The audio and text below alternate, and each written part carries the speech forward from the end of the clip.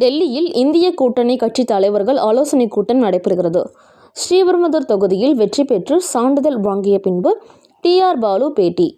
தமிழ்நாட்டில் கடந்த மாதம் ஏப்ரல் 19ஆம் தேதி நாடாளுமன்ற தேர்தல் நடந்து முடிந்தது. இதில் ஸ்ரீபெரும்புதூர் பாராளுமன்ற தொகுதியில் 14,41,378 வாக்குகள் பதிவாயின.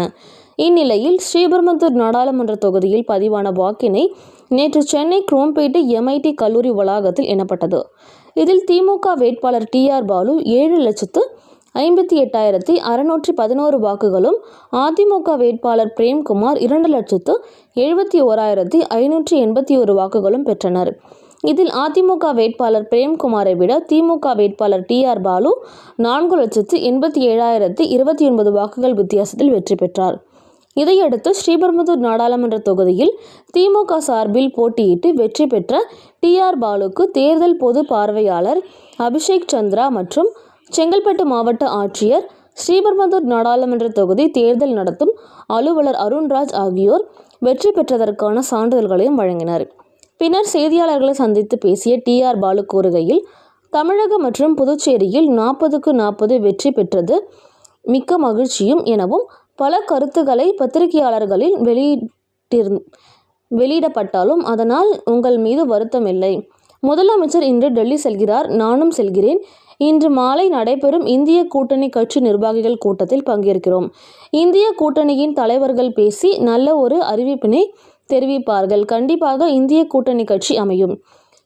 உடன் பல்லாவரம் சட்டமன்ற உறுப்பினர் இ. கருணாநிதி, தாம்பரம் சட்டமன்ற உறுப்பினர் S.R. ராஜா, தாம்பரம் மாநகராட்சி மேயர் வசந்தகுமாரி கமலக்கண்ணன், 1வது மண்டல குழு தலைவர் வே. கருணாநிதி, 2வது மண்டல குழு தலைவர் ஜோசப் அண்ணாதுரை, 4வது மண்டல குழு தலைவர் டி. காமராஜ் மற்றும் பகுதி கழக செயலாளர்கள், கட்சி நிர்வாகிகள் அனைவரும் இருந்தனர்.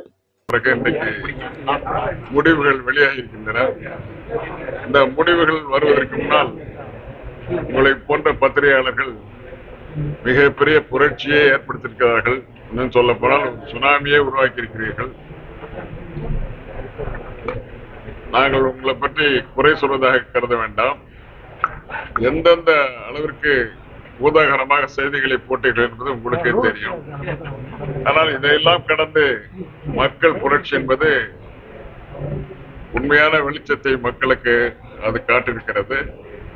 இன்றைக்கு திராவிட முன்னேற்ற கழகத்தினுடைய தலைவர், அன்பு தலைவர் தளபதி அவர்களுடைய மிகச்சிறந்த உழைப்பால், கடின உழைப்பால், இரவு பகல் பாராமல் உழைத்த உழைப்பால் இன்றைக்கு 40க்கும் 40 தமிழகத்தில் இருக்கின்ற மிகப்பெரிய வெற்றி கிடைத்திருக்கிறது.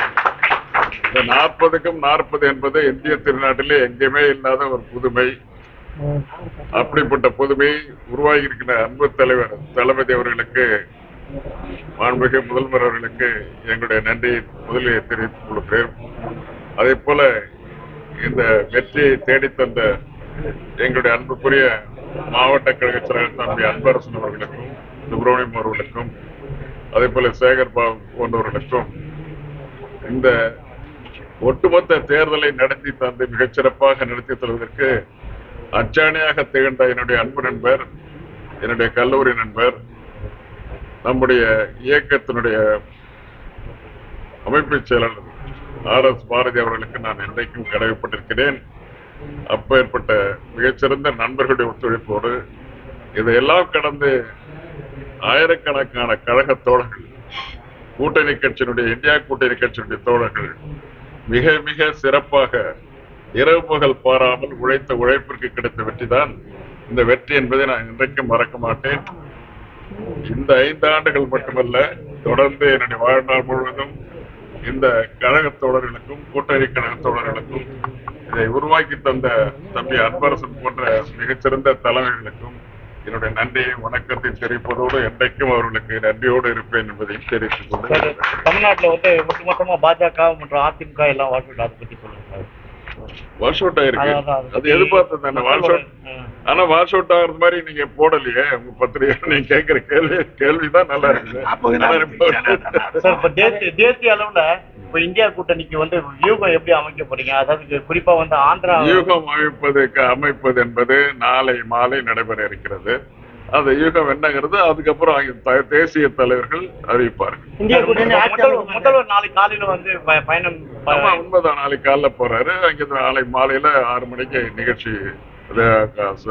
சாரி, தேசிய தலைவர்கள் எல்லோரும் சேர்ந்து இந்தியா கூட்டணியுடைய கட்சி தலைவருடைய கூட்டம் கலந்துரையாடல் நிகழ்ச்சி நடைபெற இருக்கிறது. ஆட்சி அமைக்க ஏன் வாய்ப்பில்லை என்பதை நான் உங்கள்கிட்ட கேட்கிறேன்.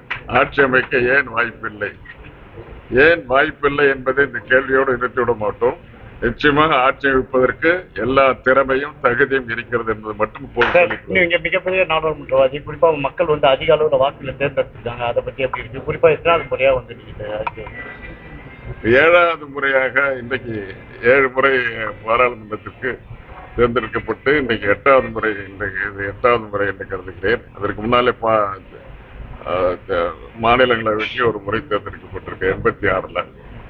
அதுக்கப்புறம் தொடர்ந்து தேர்ந்தெடுக்கப்பட்டு மிகச்சிறந்த பணியை மக்களுக்காக ஆற்ற வேண்டிய பணியை ஆற்றிக் கொண்டிருக்கிறேன். தொடர்ந்து ஆற்றுவேன்.